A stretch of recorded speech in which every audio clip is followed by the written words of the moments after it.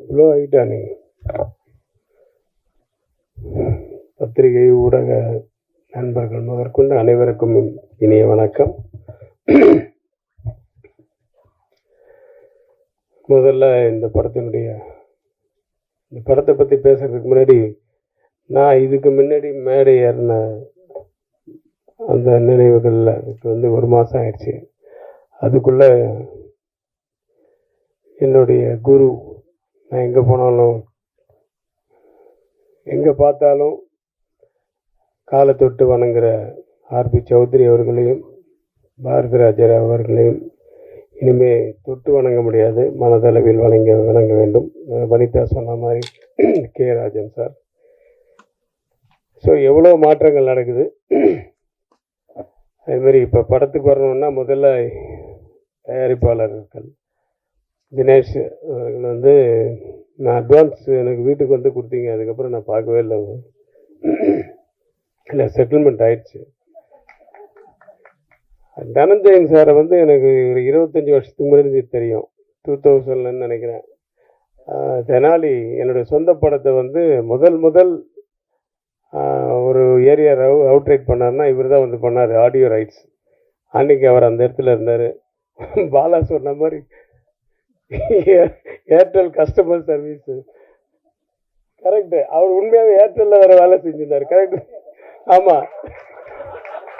ஏன்னா அது அங்கேருந்து அதுக்கப்புறமா நான் ஒரு சீசனில் பார்த்தா என் ஃப்ரெண்டு பெங்களூர்லேருந்து ஃபோன் பண்ணுறான், இப்போ எனக்கு ஏர்டெல்லில் எனக்கு ஒரு ஃப்ரான்ச்சைஸ் மாதிரி ஏதோ ஒரு இது பண்ணோம், சோலை பண்ணுன்னு ஃப்ரெண்டு. ஆமாம், அதுக்கு என்ன இப்போ இல்லை, அங்கே தனஞ்சயன் ஒருத்தர், இப்போ அவர் தான் ஹெட்டு, அவர்கிட்ட நீ ரெக்கமெண்ட் பண்ணுறீங்க. எந்த தனஞ்சயன்? அது முதல் ஆடியோ எல்லாம் வாங்கிட்டு. ஆமாம், அவர் ஃபோன் பண்ணானே ஓகே, உடனே மிட் நைட்டில் ஃபோன் பண்ணால் கூட எடுப்பார். கரெக்டாக சொன்னான் ஏர்டெல்னு. ஸோ அது மாதிரி ஒருத்தர் எல்லா இடத்துலையும் இருப்பார்.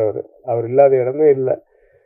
என்னை ஆக்சுவலாக வீட்டுக்கு இந்த ஆக்டிவ் ப்ரொடியூசர்ஸ் கவுன்சிலில் இப்போ ஈசி மெம்பரில் நீங்கள் உங்களை போட்டிருக்கோம், நீங்கள் மறுக்காமல் ஓகே சொல்லணும் அப்படின்னு சொல்லி தான் வந்தார்.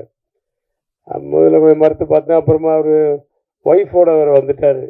சரி, அவர் ரொம்ப டிஸ்டர்ப் பண்ண முடியாது, அவர் தெரிந்து ஒத்துக்கிட்டார். அப்போ தான் சொல்கிறாரு, நீங்கள் இந்த படம் ஒன்று பண்ணுறேன், நான் டைரக்டர் அனுப்புகிறேன், இந்த படத்தில் நீங்கள் ஒரு ரோல் பண்ணணும், ஹீரோவுக்கு அப்பாவா அப்படின்ட்டு. நான் கதை கேட்டுட்டு சொல்கிறேன் சார் அப்படின்னு. அப்புறம் கதை கேட்டு அது ஒரு பெரிய கதை. மகேஷ் வீட்டுக்கு வந்தால் கதை கேட்குறதுக்கு, கதை சொல்கிறதுக்கு. நான் சொன்னேன், என் கேரக்டர் மட்டும் கொஞ்சம் டீட்டெயிலாக சொல்லு, அவுட்லைன் சொன்னால் போதும், எனக்கு ஃபுல் கதையெல்லாம் வேணாம், அவுட்லைன் ஆஃப் த ஸ்டோரி சொல்லு, நான் புரிஞ்சுக்கிறேன், என் கேரக்டர் மட்டும் கொஞ்சம் டீட்டெயிலாக சொல்லு அப்படின்னு ஆரம்பித்தேன் சார். அது நான் என்ன பண்ணேன், அன்றைக்கி ரூமுக்கு கூப்பிட்டு போகாமல் ஹால்லேயே உட்கார வச்சுட்டேன். சரி, யாரும் வரமாட்டாங்க சார். அந்த பொண்ணு எப்படா உன்னை நீ இப்படி அது பயங்கரமாக சத்தம் போட்டு பேசின உடனே முதல்ல ஹவுஸ் கீப்பிங் எட்டி பார்த்தாங்க. அதுக்கப்புறம் கொஞ்ச நேரம் வச்சு குக்கு எட்டி பார்த்தாங்க. அப்புறம் 3ஆவது மாடியிலேருந்து என் ஒய்ஃப் வந்துட்டா, என்னங்க ஏதாவது பிரச்சனையா அப்படின்னு. இல்லை ஒன்றும் இல்லை, அவனுக்கு இது தண்ணி காஃபி இல்லை, வேலை கொடுத்தாச்சு, காஃபி கொடுத்தனால ரொம்ப சூடாக இருக்கான், மோர் கொடு அப்படின்னு சொல்லி மோர். அப்படி அதாவது ஒவ்வொருத்தருடைய டைலாக்கையும் அவ்வளோ சத்தம் போட்டு பேசுவாப்புல. கொஞ்ச நேரத்தில் அவன் போனதுக்கப்புறம் ஒரு 2-3 நாள் கழிச்சு ஒருத்தர் வீட்டில் இந்த படத்தில் அடிக்கணும். அவன் தெரியும், அந்த அப்பா கேரக்டர் தானே சார், அந்த அவங்கவுங்க கதையை சொல்ல ஆரம்பிச்சிட்டாங்க எங்கள் வீட்டில். ஸோ வீட்டில் இருக்க அத்தனை பேருக்கும் கதை தெரியும். அந்த அளவுக்கு சத்தமாக பேசக்கூடிய ஆள். ஈவன் ஒவ்வொரு ஷாட்டுக்கு கூட நான் இந்த ஷாட்டை பற்றி சொல்லுப்பா அப்படின்னா அந்த சில பேர் இருப்பாங்க, ரகுவரன் மாதிரி, முன்னாடி என்ன நடந்தது, பின்னாடி என்ன நடக்க போகுது, முதல்ல என்னென்னு டைட்டிலேருந்து பிகினிலேருந்து சொல்லணும் எல்லாமே. இவர் அந்த மாதிரி இந்த ஷாட்டில் என்னன்னு சொன்னால் ஆரம்பிச்சார்னா டைலாக் நிறுத்தவே மாட்டார். அந்த மாதிரி டோட்டலாக மைண்டில் ஊறி போய் பைஹார்ட் பண்ணி வச்சுட்டார் எல்லாமே, டோட்டல் கண்டென்ட்டும். அதனால் எப்போ கேட்டாலும் அந்த மாதிரி வரும், அப்படியே ஃப்ளோவாக வந்துகிட்டே இருக்கும் அவருக்கு. So all the best Mahesh. நீ முதல் படம் மாதிரியே தெரில, நீ வேலை வாங்கின விதமெல்லாம்.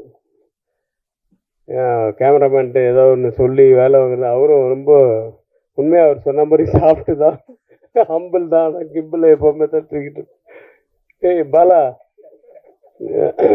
ஆனால் இதெல்லாம் ஓகே, பஞ்சஸ் எல்லாம் நீ நல்லா பண்ண. உன்னை எம்ஜிஆர் இருந்தாங்க பாரு, அதை மனசில் வச்சுக்கணும். அது மேலே ஏற்றிக்காத. யார் சொன்னது? சுப்பிரமணி.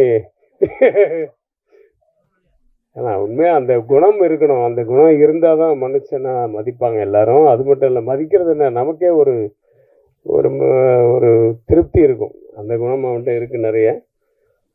ஸோ இந்த படம் வந்து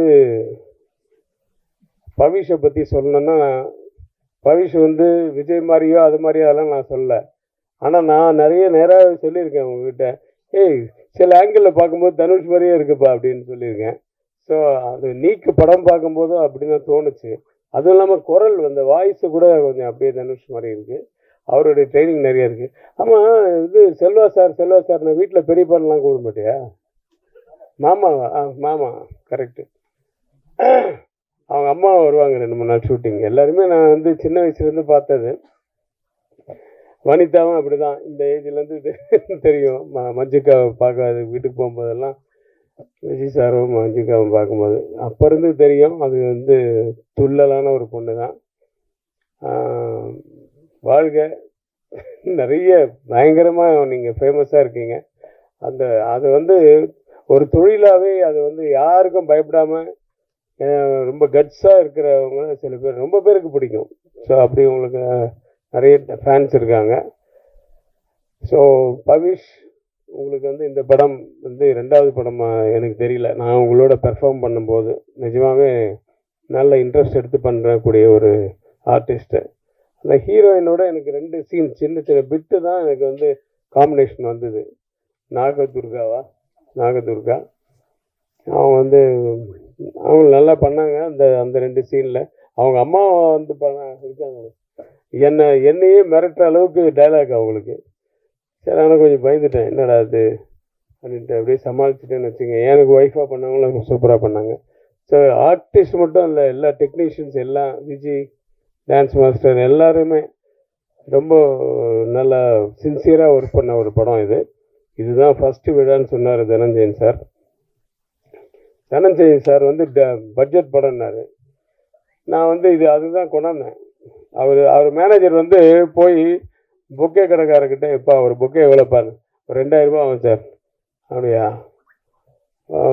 எனக்கு வந்து 3 பொக்கே போதும். ஒரு பொக்கேயில் எத்தனை பூ இருக்கும்? ஒரு 50 பூ இருக்கும். எனக்கு 5 பூவாக வச்சு 5 பூவுக்கு மேலே வைக்காது, 3 பொக்கே போதும், எல்லாம் டோட்டல் யூனிட் கொடுக்கணும்னு சொல்லி மேனேஜர் வாங்க வச்சிருக்கு. அது தனஞ்சயன் சாருக்கு வாழ்த்துக்கள். பட்ஜெட் படம்னா இப்படி தான் பண்ணணும். சூப்பராக அது மாதிரி பாருங்க. அது வந்து ஒரு ஃப்ரண்ட்ல நிற்க வச்சு எல்லாரும் பொக்கையை பிடிச்சிட்டு நில்லுங்கன்னு சொல்லி ஃபோட்டோ வேறு எடுத்துட்டாரு. எல்லாருக்கும் நாங்கள் பொக்கையை கொடுத்துருக்கோன்ட்டு. அதுக்கு தான் கொண்டாந்தாங்க.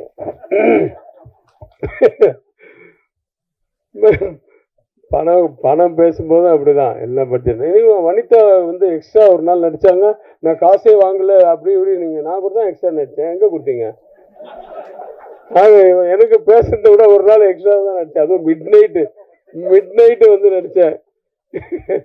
அப்புறம் எப்படி பாருங்க, லாஸ்ட்லி அப்படி இருக்காங்க. அவங்க ஒரே ஊருப்பா, அதனால சொன்னேன்.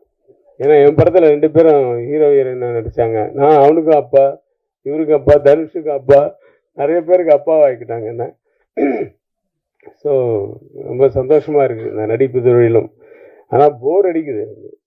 ஏன்னா நடிப்புன்னு வந்துச்சா கட்டுன்னு சொன்னால் போய் உட்காந்துருவாங்க, மைண்டு ஃப்ரீ ஆகிடுது.